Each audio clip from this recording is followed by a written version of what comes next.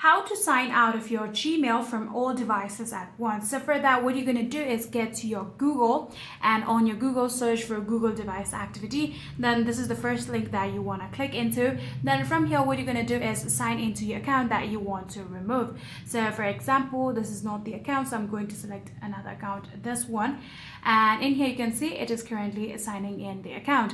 So after doing that, here you'll need to enter the password of your account. So simply enter the password and verify your account just like this.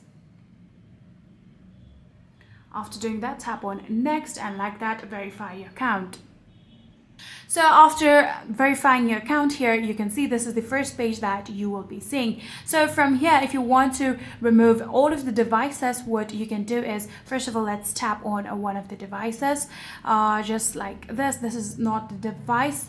This is the device I want to sign out of. Then tap on sign out just like this. Then tap on sign up one more time.